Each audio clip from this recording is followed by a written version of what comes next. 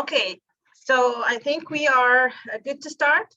Welcome everyone to the first Ask the Experts event for this year. The first event will be on the topic of brain and CNS delivery. So it's from bench to brain.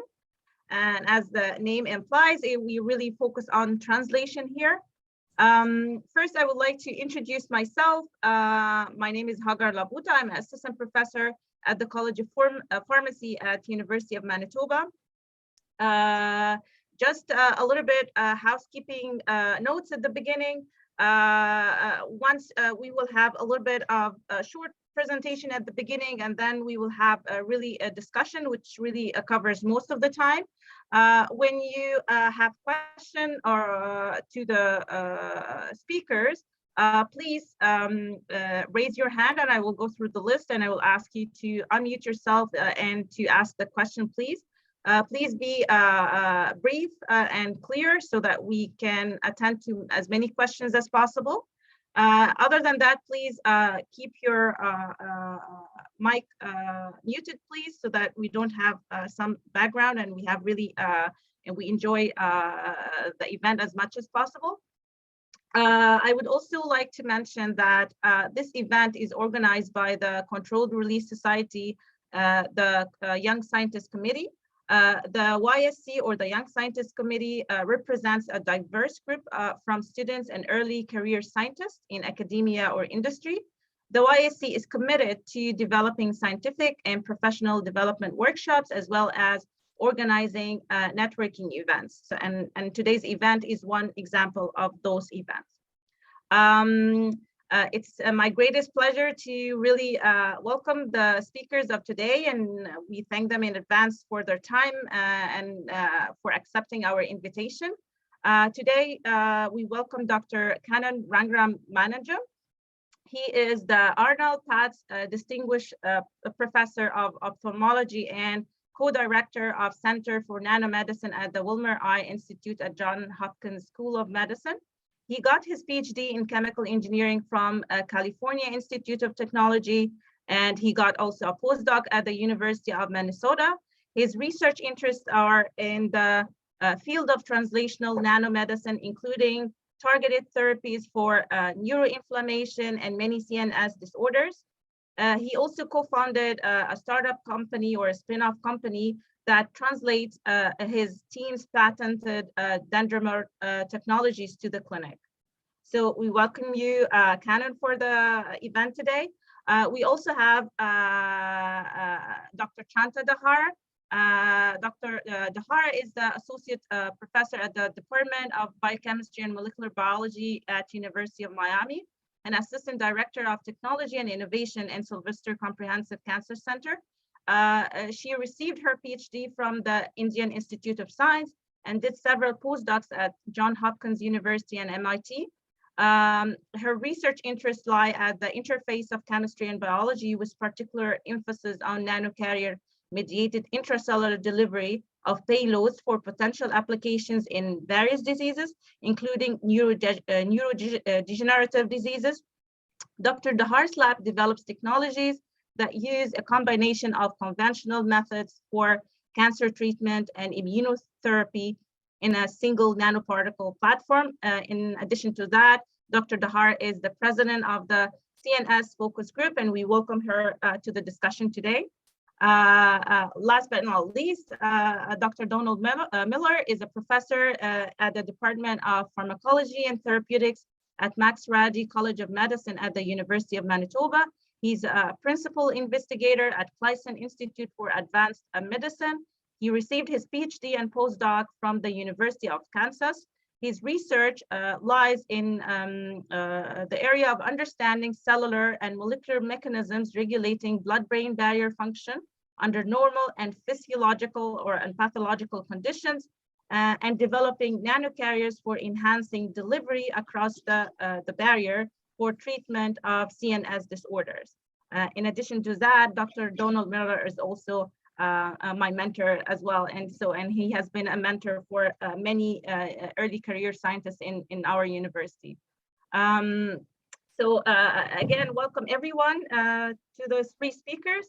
I will start, before we start the discussion, we will start with a short presentation from a YSC member, Dr. Juan Aparicio Blanco. He's an assistant professor of biopharmaceutics, pharmacokinetics, and pharmaceutical technology at the Pharmaceutics and Food Technology Department at Complutense University of Madrid. His research is focused on brain drug delivery of biopharmaceuticals with nanomedicines for the treatment of cancer, inflammatory, and infectious diseases. So we do have really a set of panel that are really expert in CNS and brain delivery. So the stage is yours, Blanco. One second. So before we start, I just want to highlight one more thing, is that if you have not registered yet to the annual conference that is happening in Montreal, go ahead and do that. There is also a late abstract code right now for submission of abstracts to be considered for posters. So go ahead and do that. We have really an impressive program for this year. And go ahead, Juan. Yeah. Thank you very much for your presentation, Aga, and thank you all attendants for joining us for this first Ask the Expert event. I'm gonna start making like a short introduction into the theme, and in particular, I'm gonna give some data on why, trying to convince you why brain disorders represent currently one of the greatest healthcare challenges of the 21st century. Among brain diseases, or these CNS, central nervous system diseases, we can find epilepsy, stroke, neurodegenerative diseases, mental disorders, brain tumors such as glioma, or addictions, to name a few. And some of the terrifying data that we must face in this area are that, for instance, with an average of 13 years, and an investment above $1 billion to develop a new treatment, disorders of the central nervous system represent the disease area whose unmet medical needs call for the most lengthy and resource-consuming procedures. Furthermore, the failure rate of these treatments for brain disorders is higher than that for other disease areas, and occurs later in the development process. For instance, it happens at phase 3 or even after registration. Can go to the next one. So the brain is certainly one of the most challenging organs from a drug delivery perspective.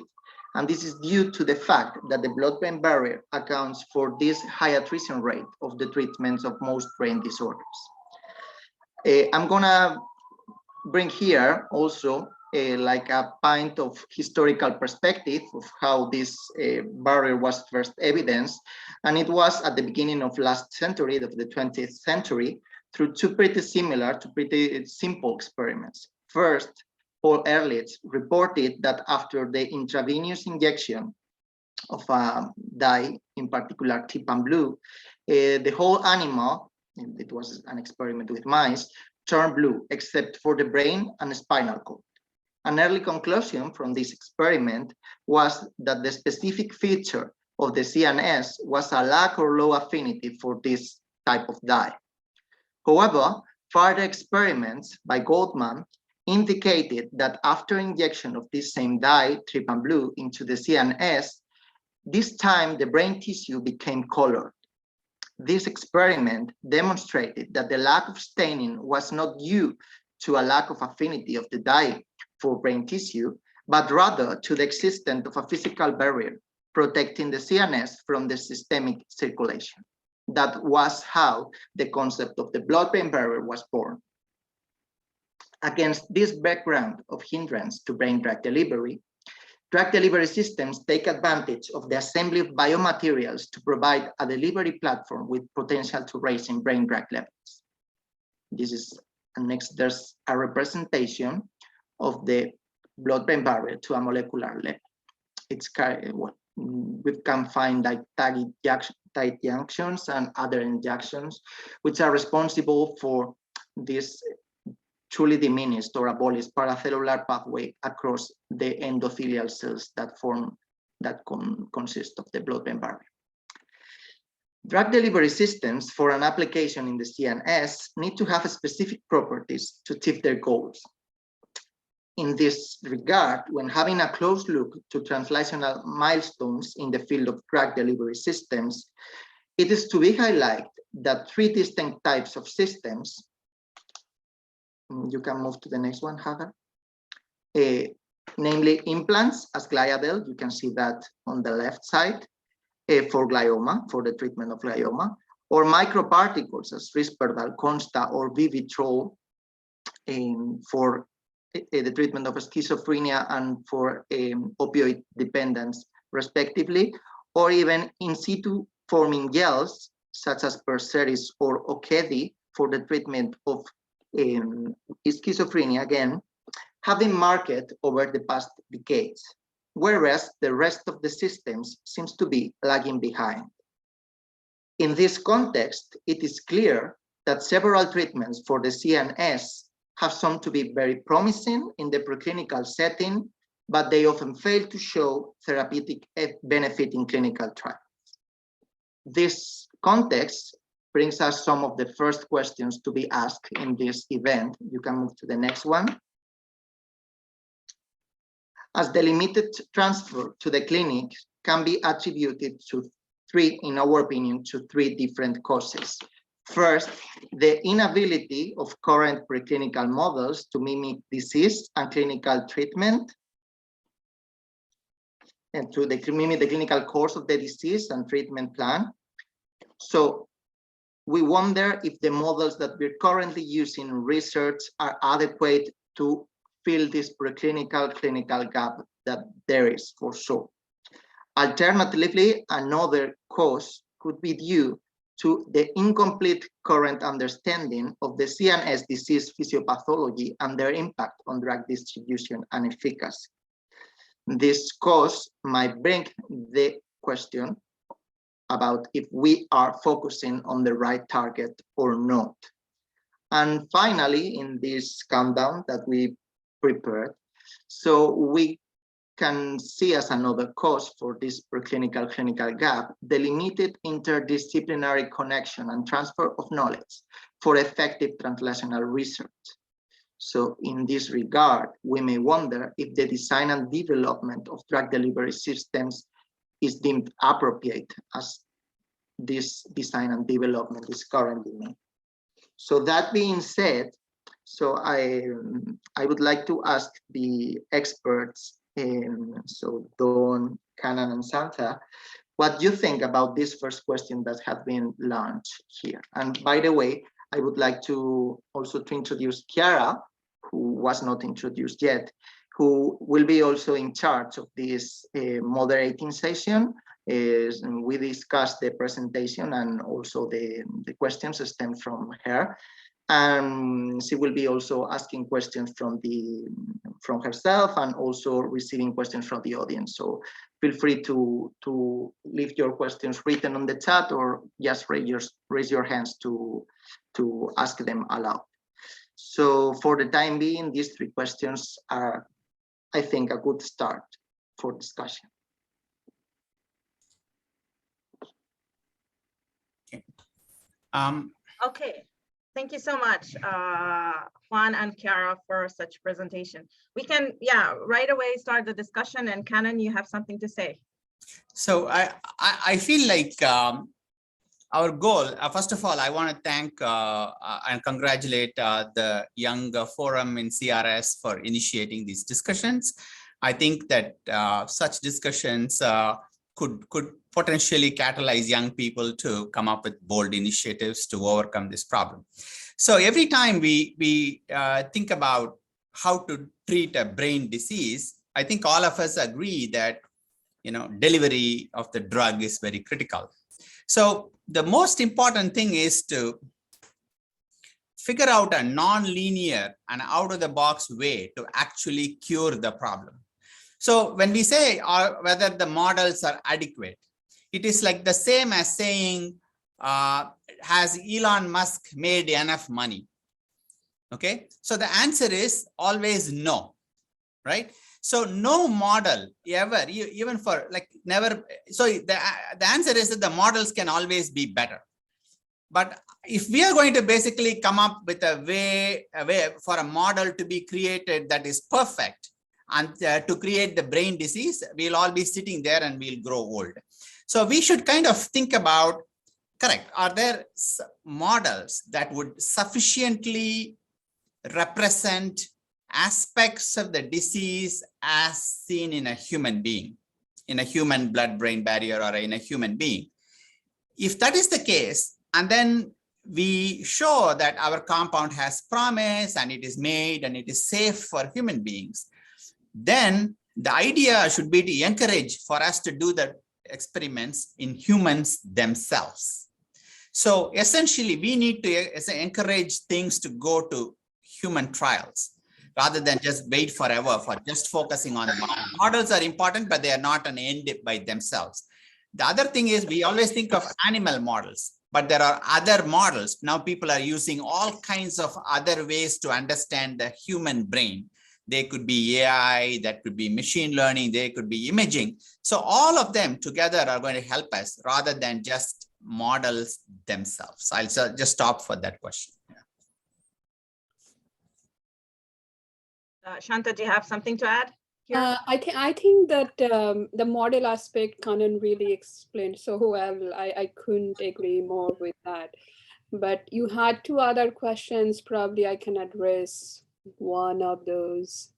One of them is the design and development of drug delivery systems appropriate? So speaking about the properties of the carriers themselves. Okay. So again, brain diseases, I think we have to take the disease independently, what disease we are talking about, because the needs are different, the targets are different, and how we treat, that's different.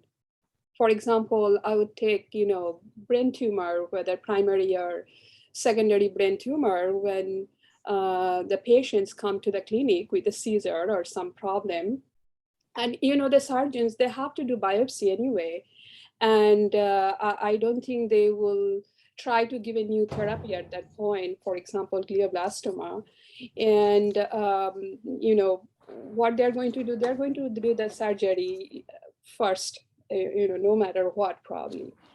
And then you have a period where then, you have the opportunity to deliver something across the blood-brain barrier by a delivery vehicle.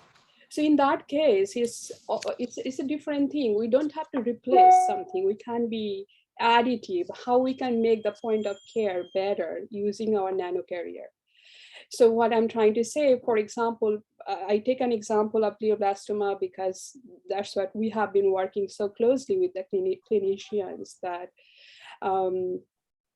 after they do the surgery, then you have 2 weeks of period where basically they don't do anything because you want the wound to heal and you don't want to give another nanoparticle to activate the immune system. So you have now the opportunity to go back and do the drug delivery, and you design your nanocarriers in that way. We have been always focusing on where in the brain we are. In case of glioblastoma, for example, you don't have to be so focused because these glioblastoma cells are so invasive that they're throughout. So if you can cross the blood-brain barrier and get to the, in the brain, you probably will have better chance to attack all these cells who have already migrated, the stem cells who have migrated. So I think we have to talk a little more about the clinical setting when we design our nanomaterials the application we are talking about. Same thing with secondary brain tumor, because again, brain mets are spread throughout the brain. It's not centralized in one part. And we still ask, most of the investigator exactly where you have. Is it in the tumor? Because we want to see that localization of your nanomaterial in the brain with that orthotopic model you created, right? In the clinic, it is not that. It's migrated throughout the brain. Because if it was centered, then the neurosurgeon would be able to get everything out with all the advanced imaging technologies they have. They should be able to take everything out during the surgery, and there will be no recurrence if they were able to take it. So I think we have to work a little more closely with the clinicians to design our nanomaterials for a particular need. For example, take another disease like, stroke. When we have the interventional radiologist doing mechanical thrombectomy, you don't have to bypass the blood-brain barrier because they are anyway using their needle to get the clot out. And in that process, you can give your nanomaterial just to stick to the clot, for example, so that the radiologists, they can remove the clot better for stroke recovery. And in that process, locally, they can deliver some of the therapies for healing. So I think we have to be a little more application oriented what we are talking, and then understand the clinical setting a little better to develop this kind of materials. That's very good. Okay, thank you so much, Shanta. Probably we move to Don if you have something to add. And I think there is one question that hasn't been addressed so far, which relates to our incomplete understanding of the development of CNS development. And in specific, are we selecting the correct target here? So that would be a good follow-up on the discussion. Sure, happy to chime in. Before I go too far, I want to just comment on Dr. Blanco. I really like the history of the blood-brain barrier. Being a pharmacologist, Paul Ehrlich gets a lot of credit for the blood-brain barrier, and I think it's a great example for trainees and advisors of the process of, like if Goodman would have listened to his advisor, he probably would have not discovered the blood-brain barrier. Yeah. So as experts, we don't always have the right answer. And if we have really good people working for us, they will realize that, and their accomplishments will in the end be part of us. So it's a really good lesson in advising and training. So yeah, I just thought I'd make that comment. But I do think that we don't have a great understanding of some of the targets in the brain, and part of it is, I think, a bit to do with the difficulties that there are in developing therapeutics for the brain. So if you're gonna invest as a company a lot of money into a therapeutic, you have to just realize that there are a lot easier targets out there than a CNS target. And so I think part of it is the companies that are in business to try and get a product to market kind of steer away from some of the CNS indications, even though they're huge markets, but they're just really difficult to bring to market. And so I think that's some of our lack of understanding is just because of the difficulties that it takes to develop a therapeutic for a CNS condition. But I think it's a great opportunity for this field, because clearly there are going to be some fairly complicated systems that maybe aren't going to respond to a small molecule therapy that are possibly going to need a more complex molecule, and because of that, a more complex delivery system. But having said that, I think part of the, and I should back up and say I come at the area from more of a pharmacology therapeutic standpoint. I am not an expert in material sciences, and I'm very interested in nanomedicine, but I'm not. I rely on great collaborators on the material science side to do that. And so I think sometimes we get a little bit too complex in our nanomedicine solutions to the problem. Like, you know, we try and design multimodal nanoparticles, and sometimes the complexity of that just bogs the system down. And so I think that, I'm not saying that there's not a niche for that, but that, you know, sometimes the best route is the simplest route to trying to treat the problem, and not getting too complex too soon with our delivery methods. I actually want to build on what Dr. Miller said, if that's possible. So remember that however complex CNS disorders are, they're going to affect 1 in 7 human beings in the world, with tremendous healthcare consequences. But I actually think that simpler systems do have a significant potential. So when we started to work on this, we wanted to basically come up with a nanoparticle that intrinsically by itself, without any ligand or antibody, targets specific injured cells in the brain. So at that time, people say, you know, it's widely known that, you know, to cross the blood-brain barrier, you have to be small, lipophilic, and long circulating. The particles we chose were the exact opposite of that. They were large, about 15,000 Daltons, short circulating, and hydrophilic. So instead of thinking about the blood-brain barrier as a barrier that you need to actually get transported, we recognize that in the context of neurological injury, there is a perturbation of the blood-brain barrier that allows things to get through. So instead of being recognized by receptors, we thought that we should do the exact opposite, basically be very small, diffuse well in the brain, and be unrecognized by everybody. So when people were going for affinity-based interactions with receptors, we went with the exact opposite, with a compounds like a dendrimer with a hydroxyl density that is very high.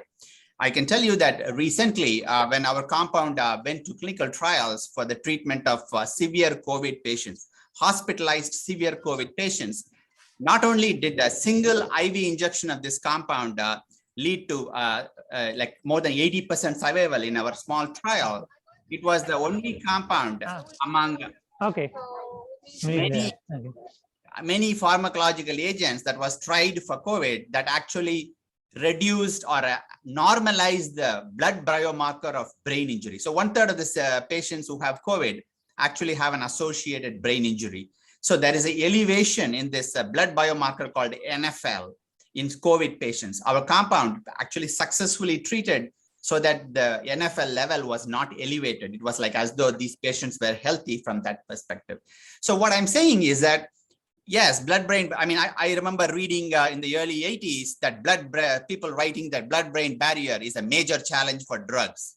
And then I read a recent paper about 40 years later, I read the exact same starting line in papers.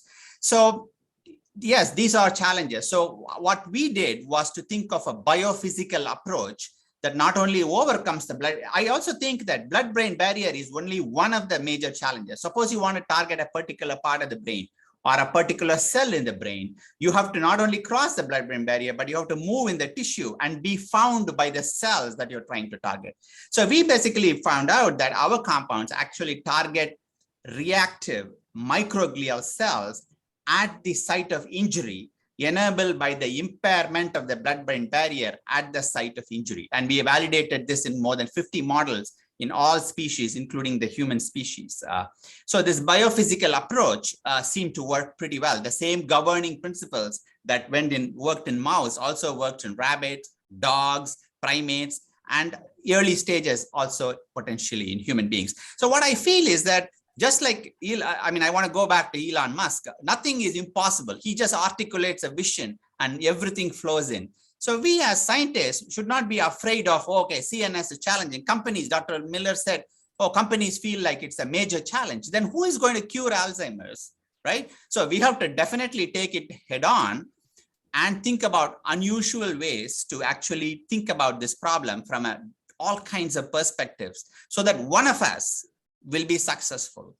And we should basically learn from each other and push everything up so that something big will come for humanity. So that's the way I think. So we have to think about it pragmatically. Yes, there is a lack of understanding. Yes, there are no animal models. So what are we going to do? We are not going to therefore say, okay, nothing is possible. So we will think of our own innovative ways to make things happen is how we should think about it. I think it's a very good positive note to ask. The second question here would be on the major breakthroughs in brain drug delivery. What do you think are those major findings that we know now and we didn't know 40 years ago, other than the blood-brain barrier is a challenging barrier? You know, I think I will tell one thing. We know that every part of brain talk to each other so well, and that's a good thing probably. It's a bad thing, and that is the reason glioblastoma recur, but it's probably a good thing for us to think about therapeutic development, because I remember seeing this paper a few years ago, probably from 2019 in Cell Reports. And in that paper, you will see like few patients who had their complete half of the brain removed in their childhood because of some or other problem. And they grew up, became adult. And then in their adulthood, when you look at this, their neurological functions and everything else, they look almost unaltered. Even without the other one part of the brain, they're still able to function properly, because the brain can talk to each other, both the parts so well. And I think that again gives a little bit positive note that since brain can talk so well, you probably don't have to be that targeted. You have to be there, but you don't have to be that targeted. Like we talk about, some like pancreatic cancer, for example, to treat. So I think that probably for me had been, from the biology perspective, that it had been really, big point. Okay. Anyone else would like to add to that? Yeah. Go ahead, Dr. Miller. Yeah.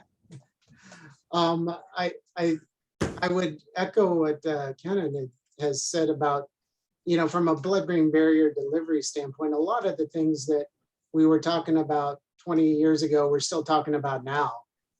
We maybe have identified different receptors on the brain endothelial cells to target, or, but I mean, I think it speaks to the fact that we could certainly use some new thinking and some different disciplines coming to the issue of drug delivery to the brain, to really look at, well, why is the assumption that I need to have some sort of receptor mediated target on the endothelial cell to get my nanoparticle across?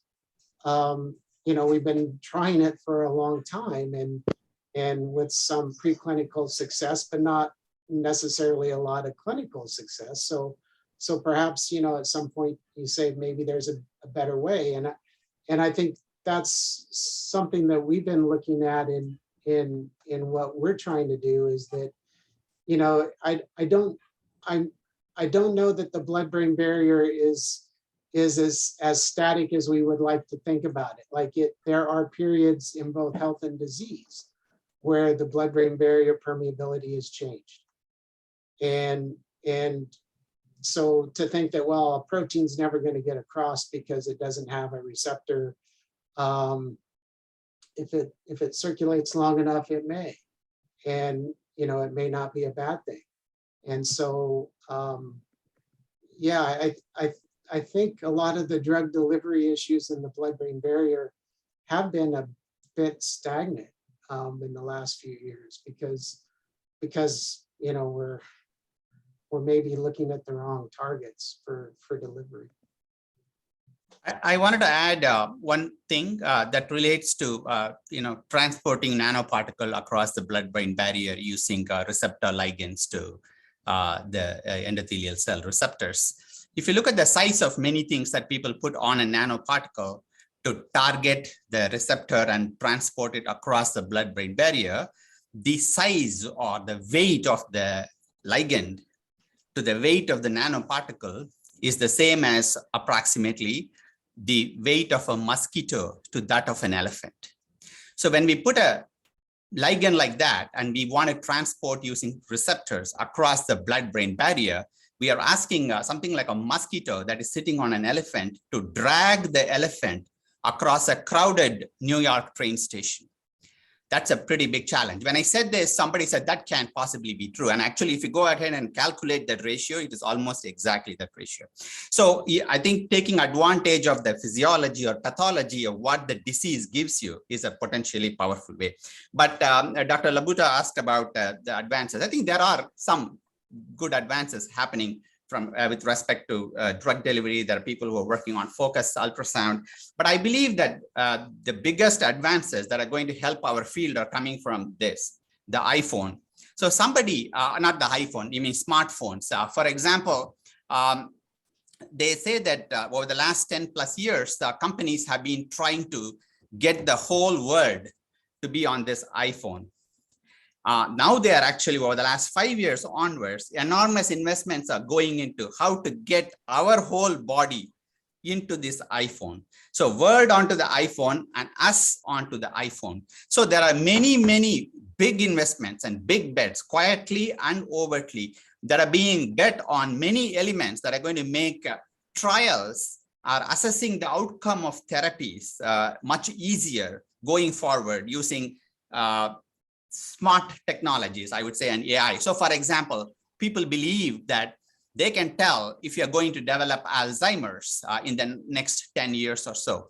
Many, many aspects of how you interact with your iPhone give many, many insights into how we are going to react to, or whether we are developing CNS and how we are going to come out with therapy. So many big pharma are slowly watching these measures as potential ways to add as surrogative markers in many diseases. So I believe that there is going to be a convergence of novel technologies that are going to come from taking drugs to the right places, to the right cells, reprogramming them, brain implants, but they're going to be combined with smart technologies to essentially make outcome measurements much easier. Many times we do an Alzheimer's trial focused on the plaque, and then we realize, well, is plaque a key thing? After several $1 billion, suppose we can actually address or understand measures of our therapies in multiple faceted way, we actually can learn a lot about how to bring everything forward together.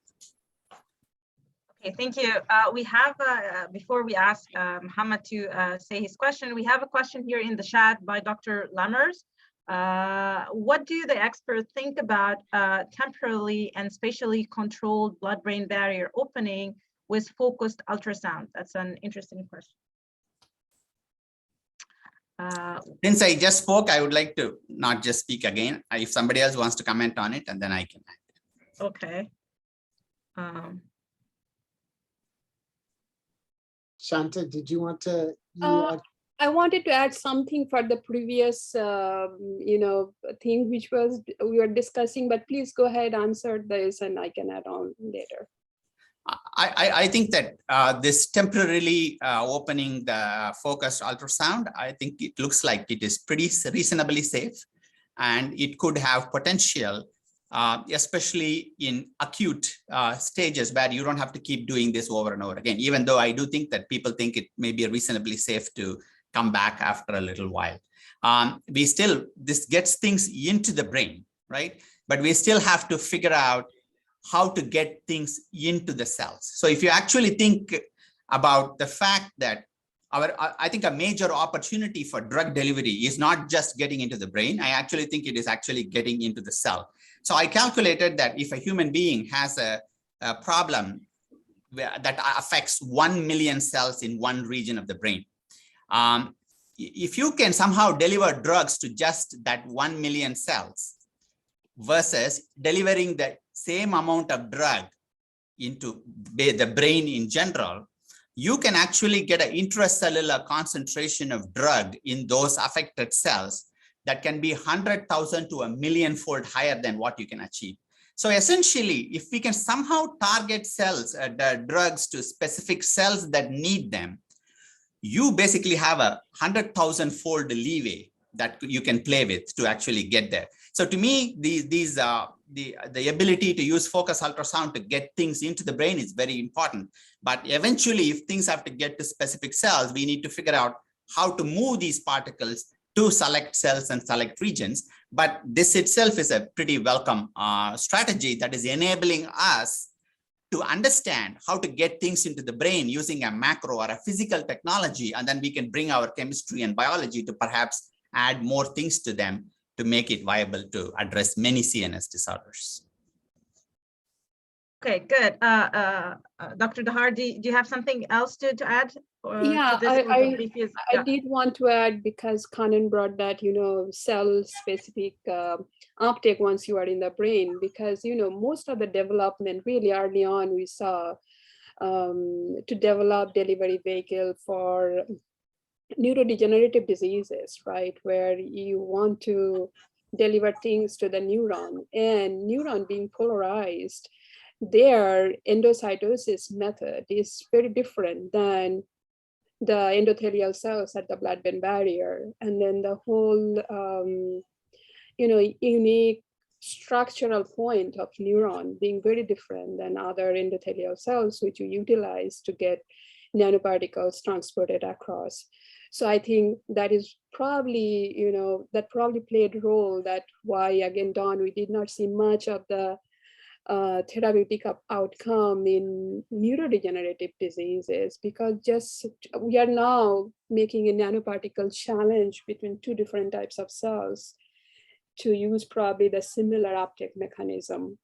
And I think that we need to little bit explore that part a little more, at least for neurodegenerative diseases, nanoparticle development to take specific receptor-mediated endocytosis, or just other forms of active transport, because these are the two different, very different cell types we are talking about: the endothelial cells at the barrier, the polarized neurons, which are kind of their endocytotic methods are like epithelial cells. Yeah, Shanta, I want to add to that comment. Actually, other key type of cells that we actually work on for CNS disorders are the immune cells, dysregulated immune cells, microglial cells in the brain. So one of the interesting things so we about 15 years ago found out that our dendrimers intrinsically, without any ligands, can target reactive microglial cells at the site of pathology in the brain. So at the same time, the field of neuroscience, so it is true that saving neurons is the central goal of neurons are the queens. But when England is attacked, they don't send the queen to fight the war. They basically sell the British colony defenses or their own defenses to protect the queen. So over the last 20 years, people figured out that the immune cells of the brain, when you actually do the right thing by them, they actually can protect neurons, especially in many. If you type in your favorite neurological disorder and type microglia, you will find that there is an association. Even in Alzheimer's, some of the billion-dollar companies are focusing on microglia. So I do think that as we think about cells, there are endothelial cells, there are neurons, but the glial cells are also becoming very important players for drug delivery. And they could actually give us many opportunities because they are phagocytic, and they do become phagocytic even more in the context of disease at the site of pathology. Okay, thank you. Absolutely. And I wanted to add that because, I was not going to talk what we do, but, this is what we have been focusing on, because, glia cells are really the neuroprotector of neurons. And then if you cannot access the neurons directly, you can't deliver things to the glia cells and kind of have that secondary effect on neurons. And then, you know, of course, glia cells are a little easier to get into. So the whole, because glia cells are so similar to some of the tumor cells and of course, glioblastoma, these are the targets, I think, you know, probably easier to access with our nanomaterial. You know, we don't have to cure everything, all the things in the CNS, right? We take whatever is easier target probably, and probably that is little more accessible with nanomaterials than neurons.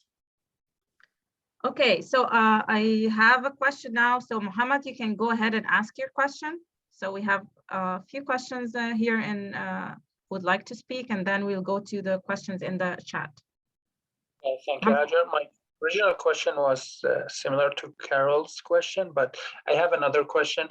So we know that the most exciting advancement in the delivery science is about the mRNA vaccines. So could we say that the future or the most potential could be held in the gene delivery to treat neurological diseases or to treat glioblastoma? Maybe Dr. Miller can speak to that. Sure, I'll take a stab at it. I think when you think about gene delivery to the CNS, I mean, that is really where I think the nanoparticles and nanomedicine could have a major impact. And I think it'll probably be first in some of those diseases or disorders that have just one gene problem, you know, like a lot of like Huntington's disease, where it would be correction of a single gene mutation that is the answer. And there are some other neurological diseases like that, like some of the lysosomal storage disorder diseases are driven by, you know, a single protein or a single enzyme that's kind of gone awry.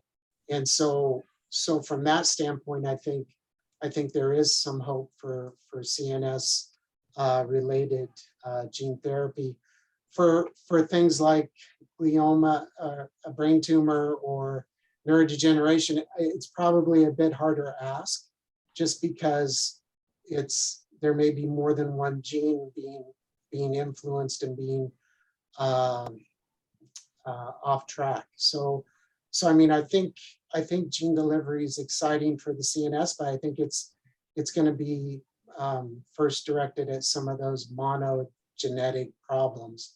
And unfortunately, a lot of our CNS diseases aren't just a single gene problem.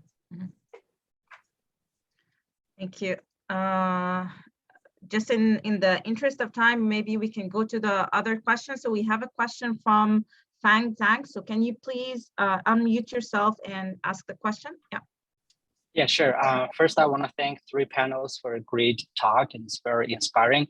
I'm Fan Zhang from University of Florida. So I want to follow up on Dr. Kannan's comments that getting particles into specific cells and connect that with Dr. Dhar. You mentioned that if we're talking about something we didn't know 40 years ago, is that the cells are constantly talking to each other. So my question is, how do you actually leverage those knowledges that we accumulated? We know that the cells in the brain are constantly talking to each other to help us to better design a delivery system. Thank you. Good question. So can someone step and speak to that? So I guess, yeah, so Fan, I completely believe that is extremely important way to actually bring impact to the field. So since I am in alignment with what you're saying, I'll let Dr. Dhar comment on. So, you know, definitely, again, it will bring down to the type of application, right? Like what Kannan mentioned, microglia, right? Microglia are always activated. For example, in case of viral reservoirs, like we know HIV patients with lots of drugs of abuse, you get a lot of microglia activation. So then, and then microglia, of course, they talk to each other. So if we can get these nanomaterials to microglia, you are good. Similarly, glia cells in general, they talk to neurons. So I think, again, if we get things to the glia cells, you have some neuroprotective application. And then, in case of tumor, of course, the cells are talking. And then glioblastoma, again, I keep telling this because if you look at, Walter Dundy's paper from Johns Hopkins, who was the neurosurgeon, father of neurosurgeon, right? In 1923, his paper in JAMA, he removed half of the brain from 5 patients who had glioblastoma, and he did not have that time MRI. And all of them got tumor back because just they can migrate and so well. So I think we can take the good part of it, that cells in the brain are going to talk to each other. Now, that also comes with a problem. We do have to understand that toxicity parameters a lot better than what we do. Too much of things in the brain probably is not good. We don't want definitely 100% of things which you are injecting in the brain. I'm fine with 10%, so I think the choice of therapeutic is also important, that we probably want to use therapeutics which at 10% of accumulated dose would be good enough without much toxicity. So I think I wanted to add a couple of things to it. So first of all, Dr. Bia mentioned the mRNA vaccines that helped in COVID. One of the things that may sound like a public service message, but one thing that we as drug delivery scientists don't do a great job of is to celebrate successes from our field. So when we celebrate successes from our field, that brings more resources with which we could actually catalyze the field. The internet guys, the cryptocurrency guys, and there are so many of the real estate guys, all of them do a great job of propagating successes to a very big way. So we should celebrate successes, especially in the role of the lipid nanoparticles in mRNA vaccines, in the context of COVID, and how it actually tremendously and unexpectedly brought a lot of effort. However, I think there is a lot to learn from that. There have been plenty of such nanoparticles with similar payloads that have been around.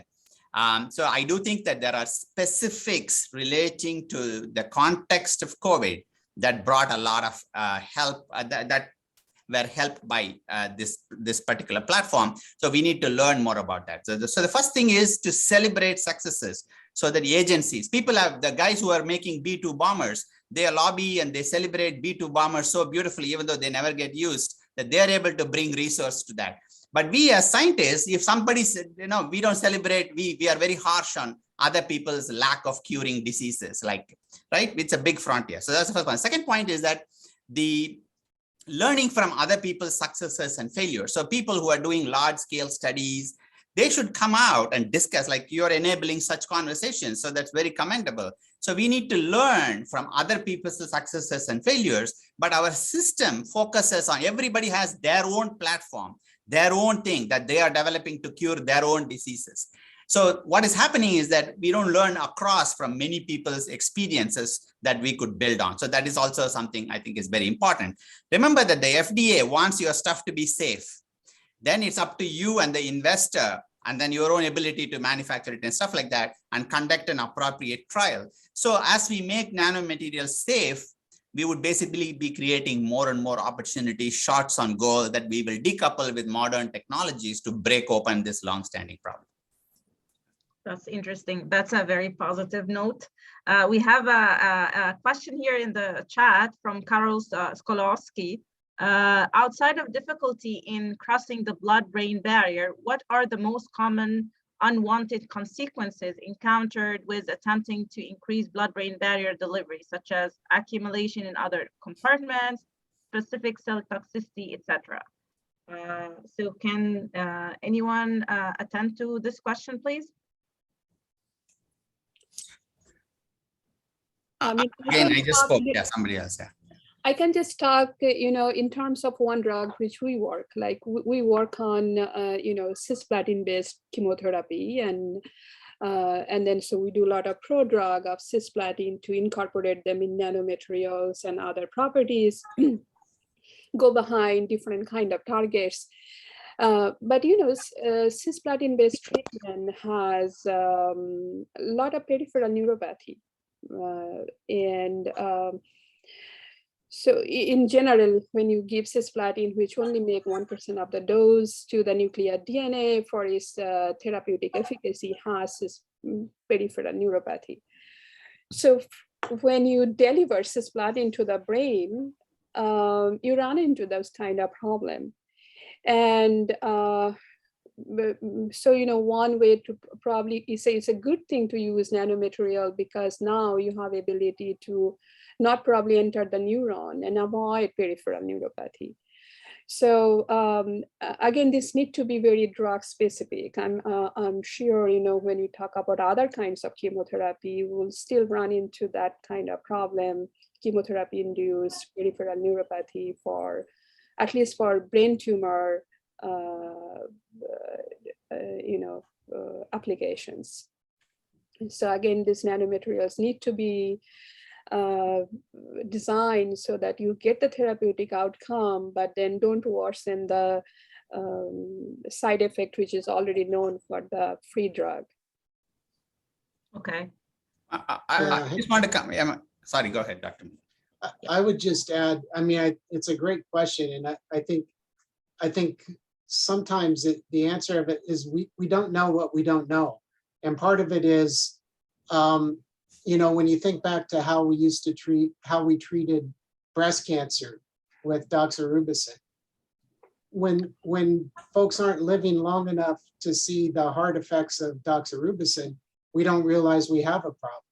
And so I think sometimes right now, our problem is that we don't have a lot of long living folks that have been treated with these nanomedicines, where we can say, okay, here's the consequences of that, and what can we do to try and mitigate those issues.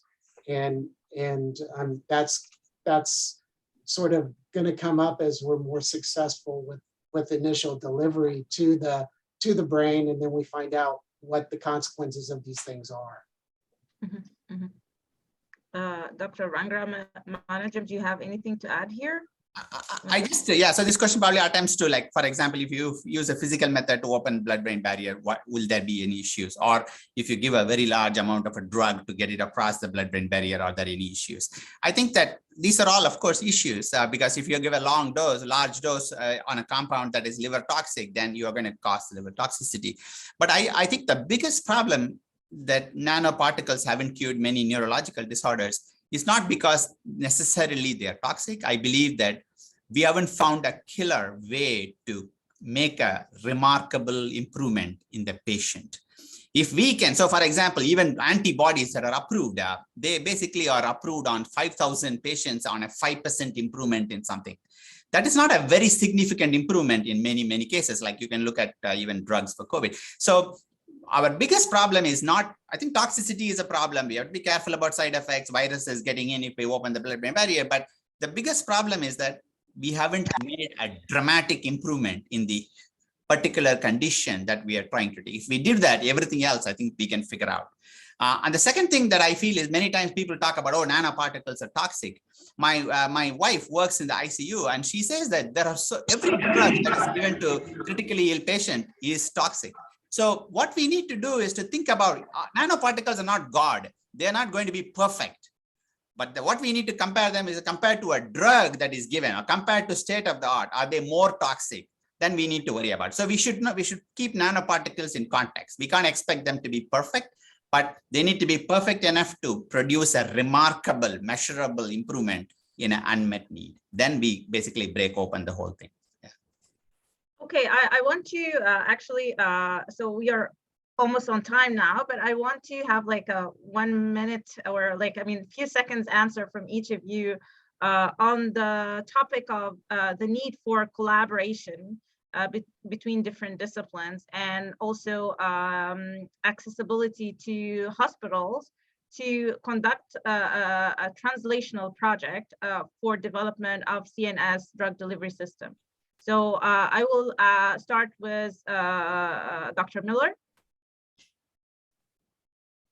Yeah, I can speak to the need for really cross-discipline approaches for nanomedicine development, because we really do need multiple expertise for making and testing and implementing these materials. And so I think it's a right time for that. It's a perfect time for people who maybe have never really thought about doing CNS drug delivery to take another look at it in terms of what's been done, what can be done, and through a multidisciplinary process. Mm-hmm. Thank you, Dr. Dhar.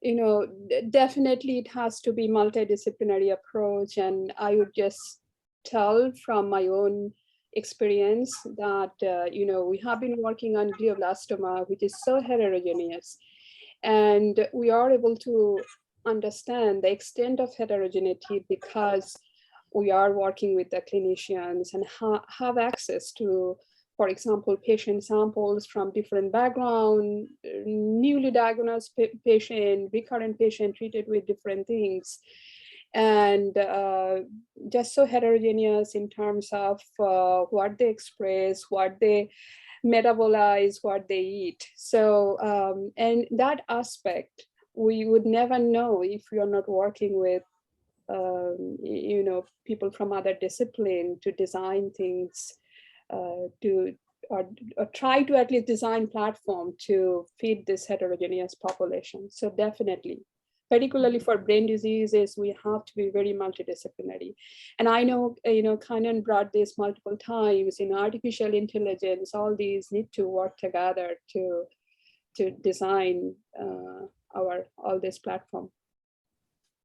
I am at Hopkins, so I do work closely with the medical. I am in the medical school, and I can tell you that learning from multiple perspectives with clinicians who are also, just like we are looking for clinical collaborators, they are also desperate to have people who have a different perspective and have a practical bent of mind to solve their problems.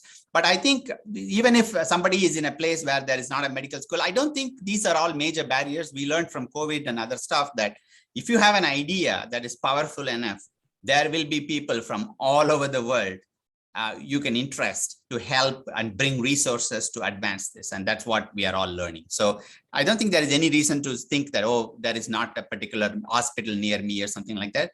There can be small issues, but if the idea is big and there is a unique solution, there is plenty of people to go around to learn from and then bring practical solutions. Yeah. Okay, thanks a lot. Like, I benefit myself from this really interesting discussion. And I'm sure the other people in the event as well. So thanks again to the speakers. Also thanks to Kiara and Juan for organizing the presentation part. And thanks for the YSC team as a whole. Reminding everyone, if you haven't registered yet for the Controlled Release Society annual meeting that is coming up, please go ahead and do that. And there's also a late breaking abstract submission call. Just before we go, I mean, for our social media purposes, Muhammad is asking if we can take a screenshot, I mean, the virtual photo together. So if everyone could really turn on the camera if possible, and then Muhammad will be taking pictures.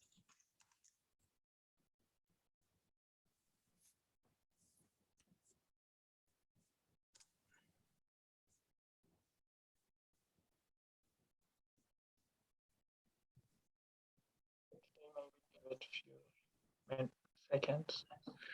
If anyone else want to turn their camera, okay. I'm gonna take it now. Say cheese. Wait for Nikar.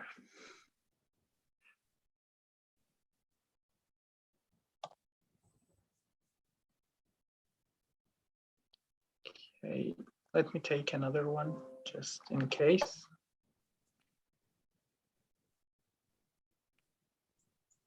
One, two, three. Okay, thank you. Okay, Thanks, thank you so everyone. much. Thank you. Thank you, Edgar, and the whole YAC team for this wonderful event. Thanks Thank a you. lot, Shanta. Thanks a lot. Thanks, Thank you. Kannan. Thanks, Bobby. everyone. Yeah, thank you. It was a good event. Thank you. Thank you. Okay.